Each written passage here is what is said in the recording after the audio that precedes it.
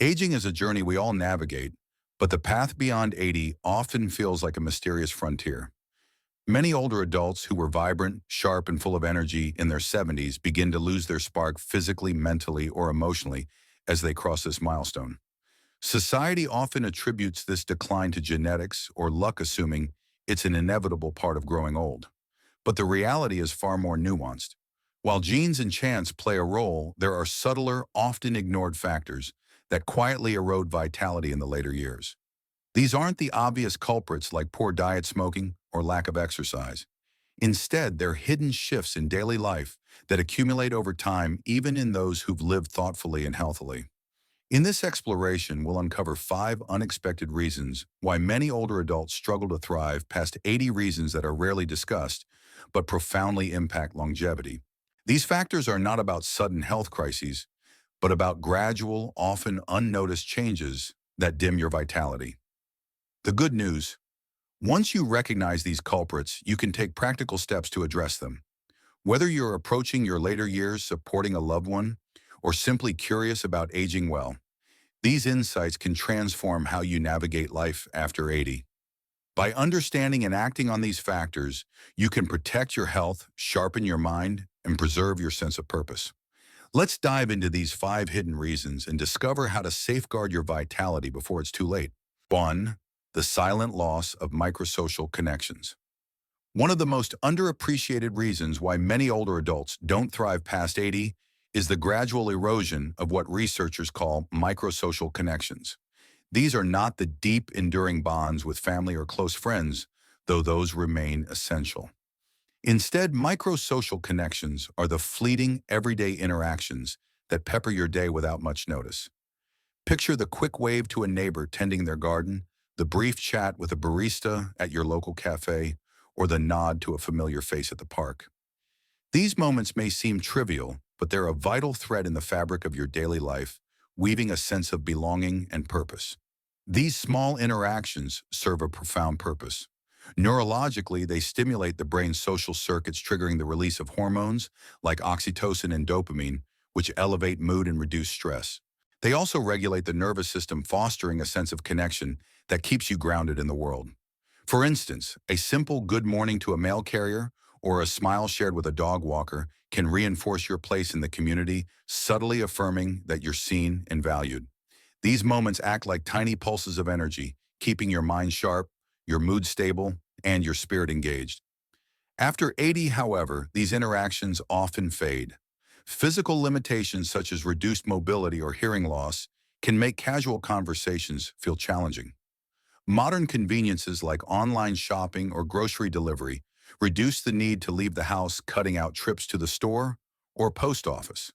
Harsh weather, unsteady balance, or even a lack of confidence can keep older adults indoors, away from the small social moments that once filled their days.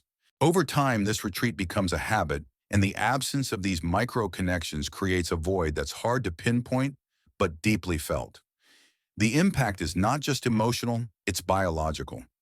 Loneliness, even in its subtle forms, acts as a chronic stressor. Research shows that social isolation increases cortisol levels, triggers inflammation, and weakens the immune system. In the brain, it can shrink neural networks responsible for memory, attention, and emotional regulation, accelerating cognitive decline.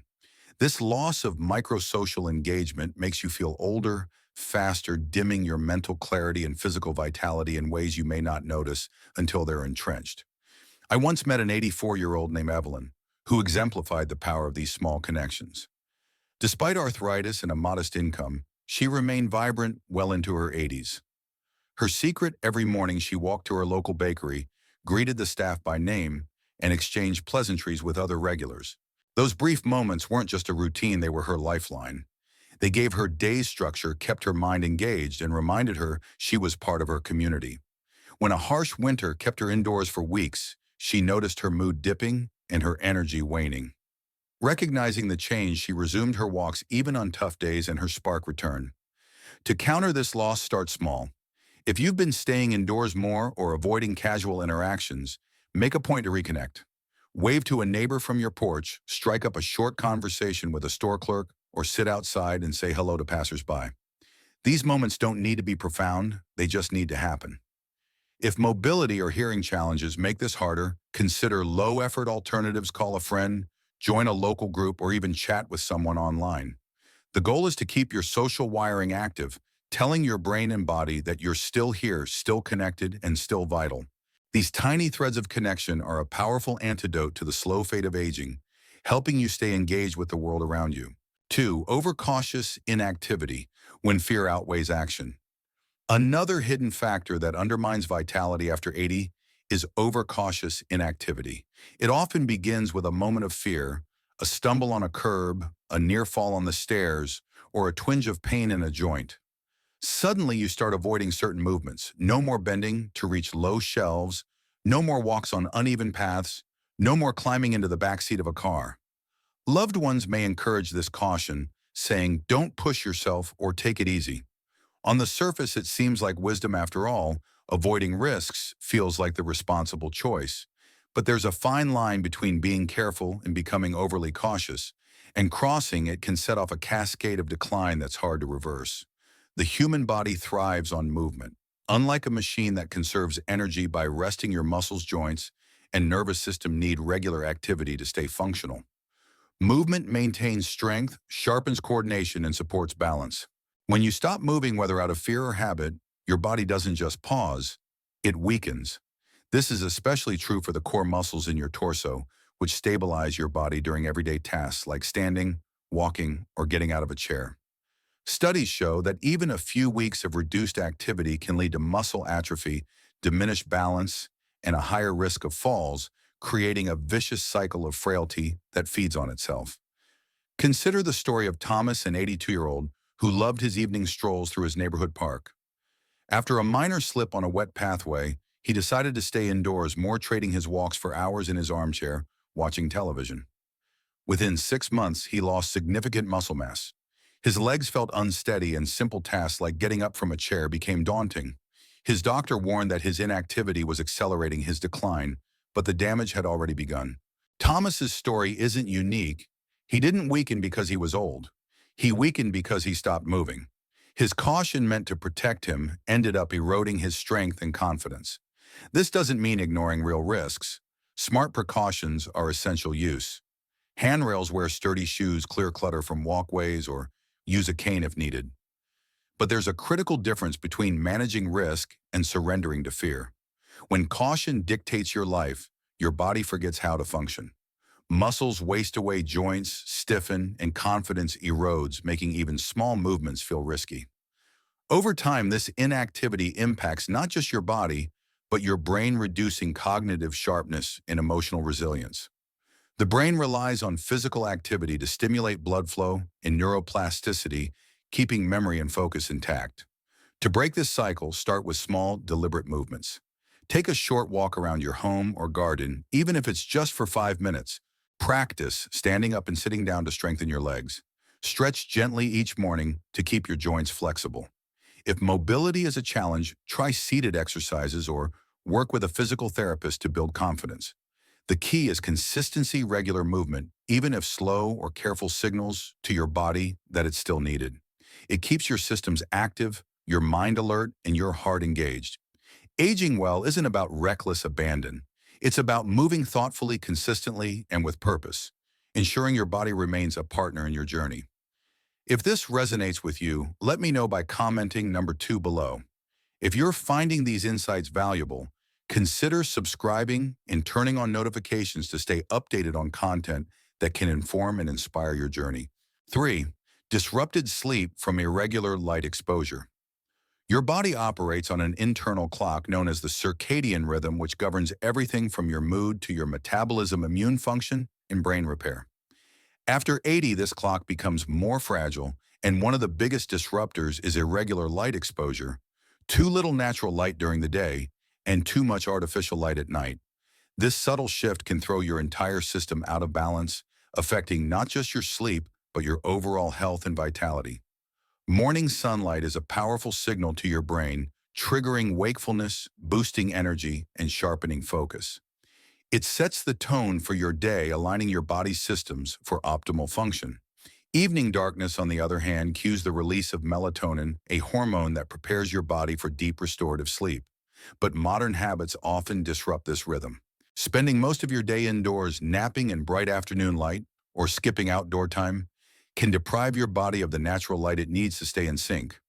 At night, artificial light from screens, lamps, or even streetlights can trick your brain into staying alert, delaying sleep, and reducing its quality. The consequences are far-reaching. Poor sleep doesn't just leave you tired, it impairs memory, destabilizes mood, and weakens immunity. Research links disrupted circadian rhythms to higher risks of cognitive decline, depression, and even chronic diseases like diabetes and heart disease. Additionally, sunlight exposure is critical for vitamin D production, which supports bone health, muscle strength, and immune function. After 80, your skin's ability to produce vitamin D declines, making regular outdoor time even more essential to prevent deficiencies that can lead to frailty or illness. Take the example of Sarah, an 85-year-old who felt increasingly fatigued and disoriented. Her diet and medications were unchanged and her blood work showed no major issues. Her doctor noticed she rarely left her apartment and kept her television on late into the evening. He suggested a simple fix: 20 minutes of morning sunlight sitting by an open window or on her balcony and turning off screens an hour before bed. Within 2 weeks, Sarah's sleep deepened, her energy returned, and her mental fog lifted. The solution wasn't a new drug, it was light, a natural regulator of her body's rhythms. To restore your circadian rhythm, prioritize morning sunlight. Step outside for a brief walk, sip coffee on your porch, or sit by an open window within an hour of waking. Even cloudy days provide enough natural light to make a difference. In the evening, dim indoor lights and avoid screens to signal rest. If mobility limits outdoor time, consider a light therapy lamp designed for circadian health, which can mimic natural sunlight. These small adjustments can realign your body's clock, boosting energy, mood, and overall health, helping you stay sharp and vibrant well into your 80s. 4. Unprocessed grief and emotional suppression.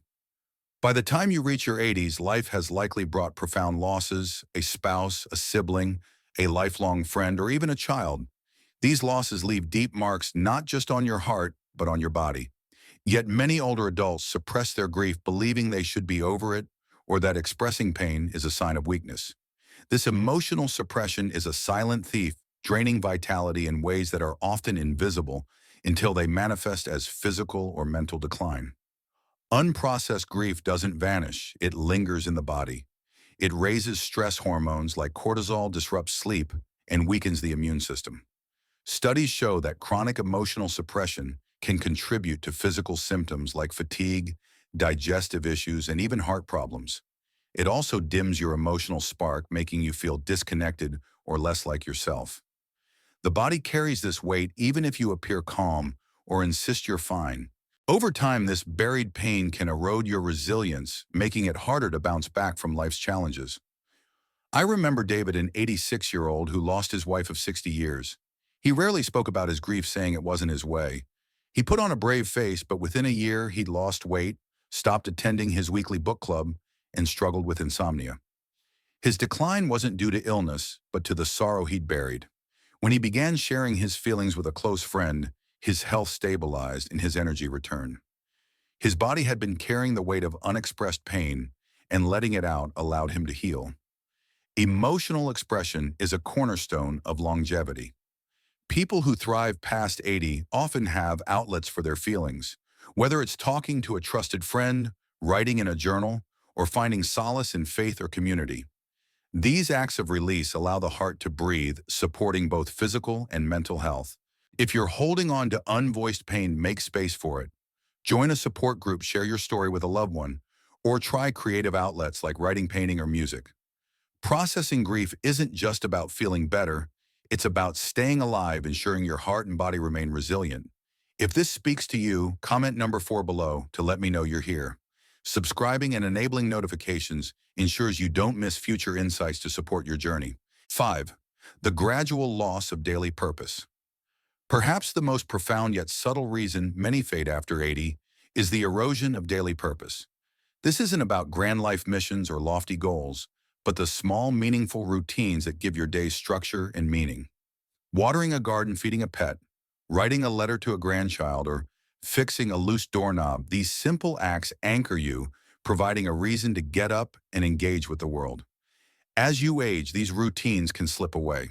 Social groups may dissolve, family visits may dwindle, or physical limitations may end cherished activities. Without these anchors, days lose their shape, blending into a monotonous blur. This lack of purpose sends a subtle signal to your body that it's no longer needed. Appetite fades, energy wanes, and health declines not from disease but from a lack of reason to keep going. The body listens to the mind, and when the mind sees no purpose, the body follows, slowing its repair and maintenance processes. Consider Ruth, an 88-year-old who radiated vitality despite modest means and health challenges. Her secret, a collection of small routines: tending her herb garden, calling her niece every Sunday, and volunteering at a local library. These tasks gave her days texture and meaning, keeping her mind sharp and her heart engaged. When you have a reason to rise, your body responds, repairing cells, sustaining energy, and maintaining function. Purpose, no matter how small, is like fuel for longevity. If your days feel shapeless, start small. Plant a flower, write a note, help a neighbor, or start a simple ritual like a morning coffee on the porch. These acts remind your body and mind that you're still needed, still relevant, still alive. Consistency matters more than scale. What keeps you going is the rhythm of purpose, not its grandeur. Final thoughts. Fading after 80 isn't inevitable. It's often the result of subtle, gradual shifts: lost micro-social connections, reduced movement, disrupted rhythms, unprocessed emotions, and fading purpose. These factors are quiet but powerful, eroding vitality in ways that are easy to miss. The good news: you can counter them with small, intentional changes. Reflect on these 5 reasons. Which one surprised you? Which feels familiar? Most importantly, what small step can you take today to reclaim your vitality? Aging well isn't about stopping time. It's about living fully within it, with connection, movement, rhythm, emotion, and purpose. Share your thoughts below. What did you learn, and how will you apply it? Your comments inspire us to keep creating content that informs and uplifts. Like, subscribe, and share to support more insights like these. Thank you for joining, and we'll see you next time.